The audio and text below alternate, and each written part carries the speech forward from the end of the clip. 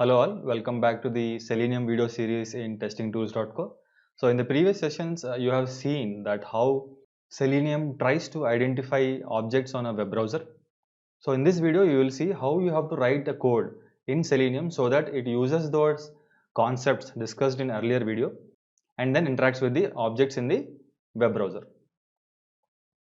So in order to explain this entire series, I will be using one demo application. You can also use this application for any future practice or anything. Okay, so this is called saucedemo.com. okay, so they have given some sample usernames and passwords so that you can use them for your practice purpose. Okay, if you remember in the previous video we used to do something called inspecting an element. So here also we will try to inspect each element and then try to identify the object with code. So first right click and then say inspect.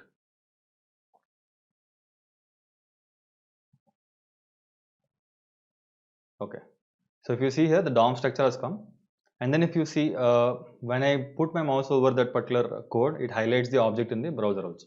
So here if you see there are many attributes that are being given. This is an input tag that we have seen already, and then there are something called placeholder. Placeholder is nothing but if you see in the UI it is showing username in a gray font, right? So whenever somebody gives placeholder, that particular text will be visible in the browser object so that people will understand what they have to write or what they have to type.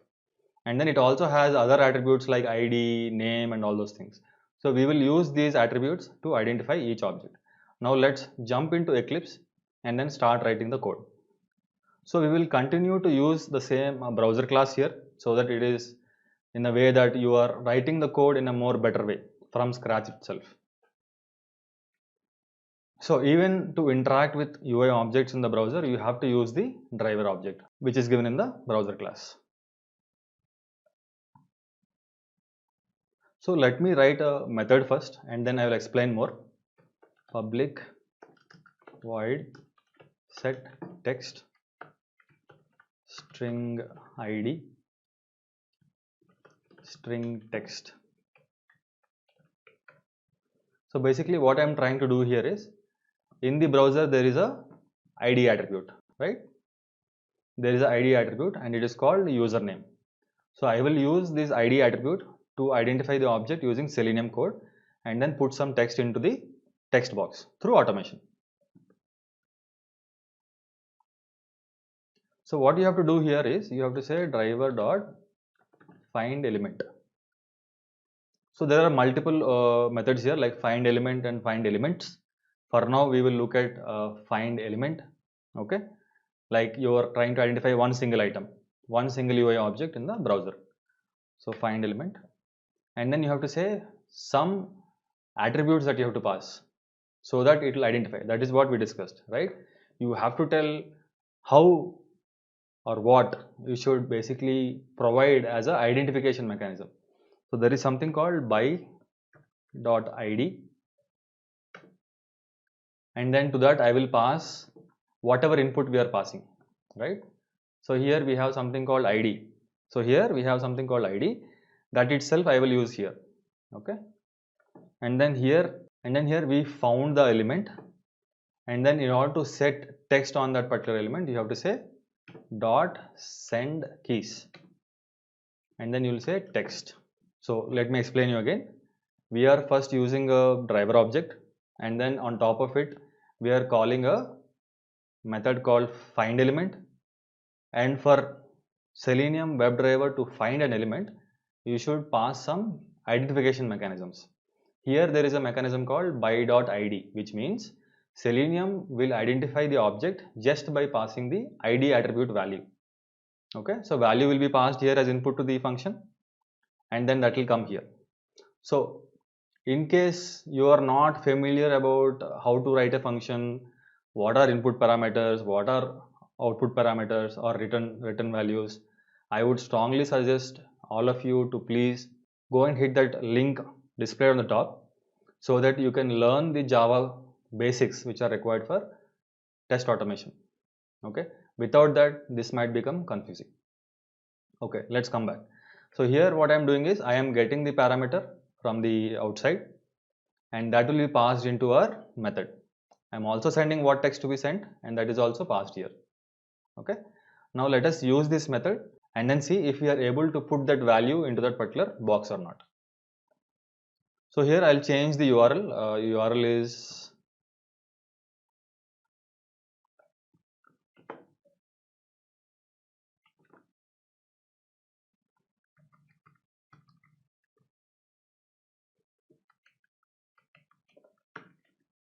the URL is called saucedemo.com, and then now what we will do, we will say browser.setText.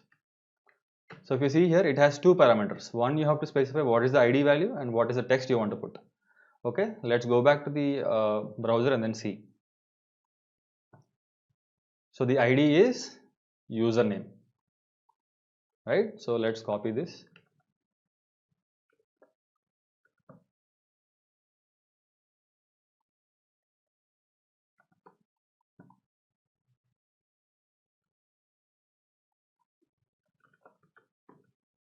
So Selenium WebDriver will use this ID attribute value username and then tries to find the object in the web browser.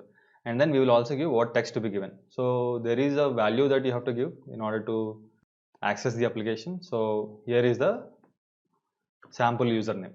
So I am going to give that also.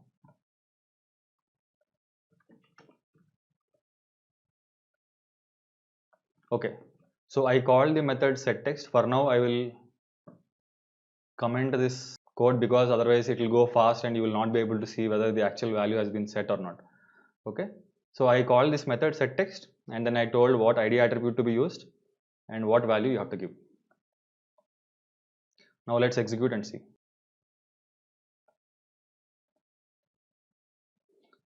So I have removed the input parameter. So the expectation is it should open a Chrome browser and then launch the website.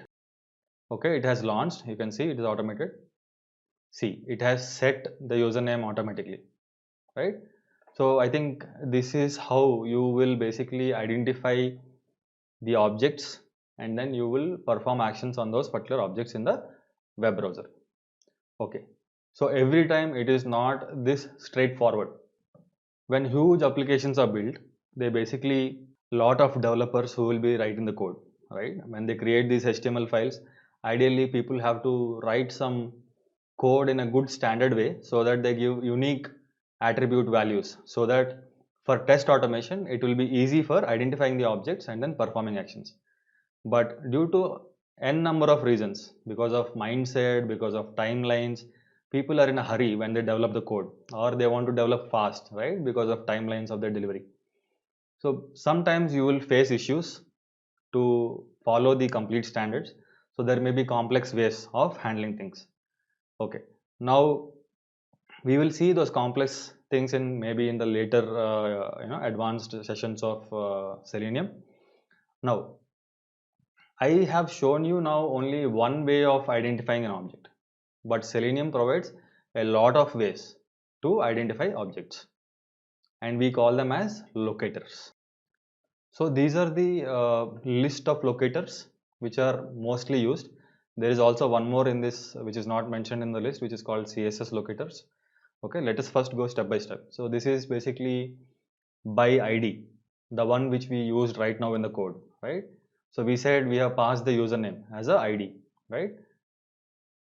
If you say by.id, it means the locator is ID attribute.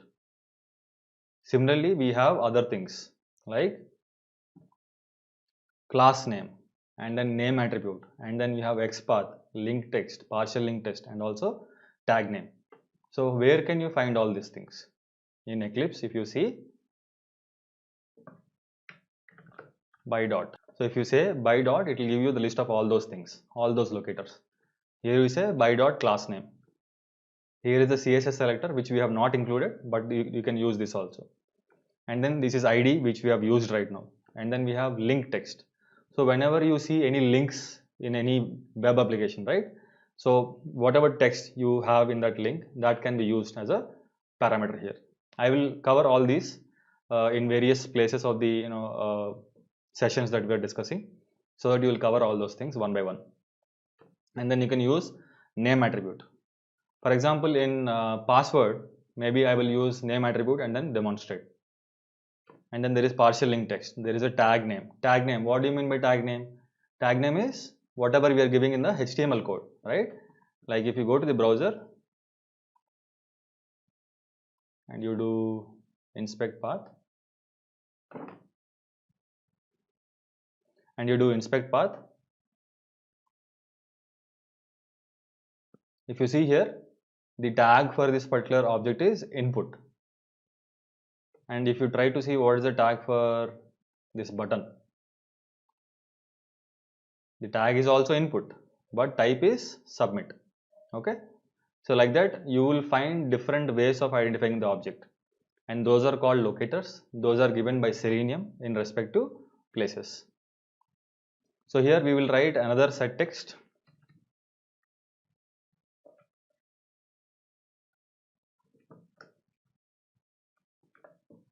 But here you have to give a different name.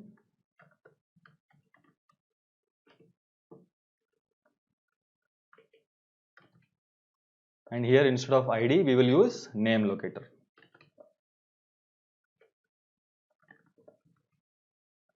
Okay, now let us go to the Sauce Labs demo application and then see if our password has any name attribute or not.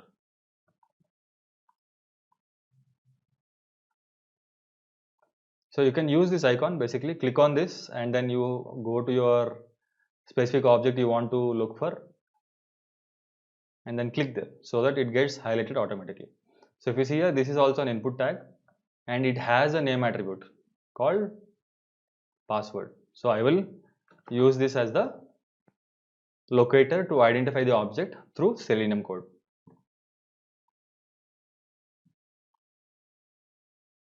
So now I will use browser.setText. There are two methods now. One is setText, which will use ID, and there is another called setText by name. So the name attribute value I'm giving as password, and then I'll give password. So for that, let's go back to the application and see what is the password given.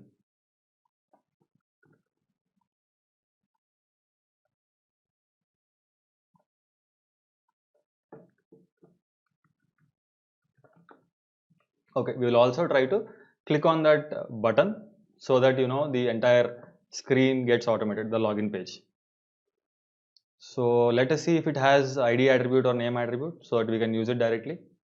So how do you go to this particular object? Pause the video and try by yourself and see if you are able to identify the object directly or not. Okay. So what you can do, click on this button and then click on button. Here it says input type is equal to submit. It has a class name. It has a ID. It has a name. So we can use these also. But now what happens here is, so far we have seen only method to type something into the UI elements. Now we have to perform an operation called click. So we will write one more method to perform click operation. Okay, I'm taking the ID attribute here. So now pause here again and think where you should write this click method. In which class? There are two classes. One is demo test and one is browser. Think and then continue the video to see if you have done the right way or not, or else you can learn from the video. So we go to the browser class and then add another method called click.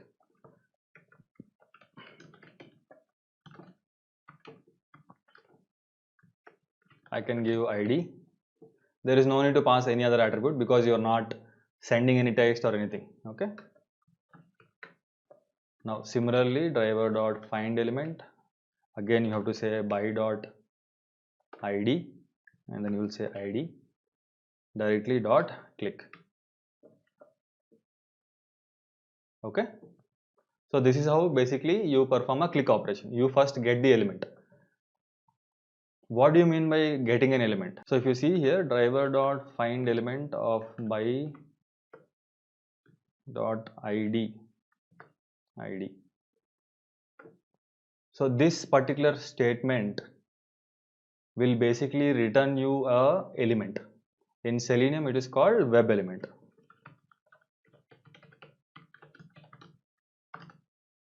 And then you can say element dot click. So we're getting an error. You can press Ctrl Shift O. Okay, it has taken already. Now you can remove this particular thing. So this line of code and this line of code is almost same. Okay, here we are directly calling a method on the object, that is the web element. Okay, here what we are doing is we are first getting the object and then trying to perform operation on that object. Okay, now let us go and add this code to click the button also and then execute the program.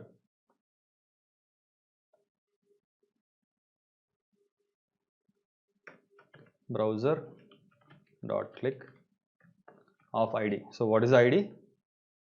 You can go back to the application.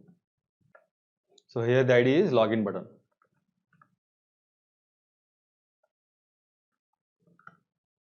Okay, now let us execute and see if it is executing properly or not. So what it has to do, it has to first launch the browser to a particular URL and then enter the username, password, and then finally click on the button.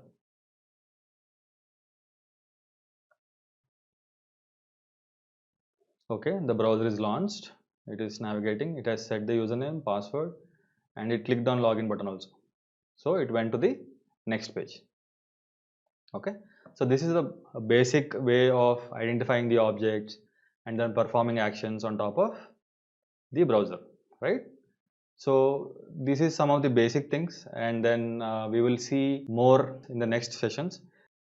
I hope the content is meaningful and it's helping you, and I would request everybody to click that like button, subscribe button, and the bell icon so that you will not miss the future videos or any future learnings.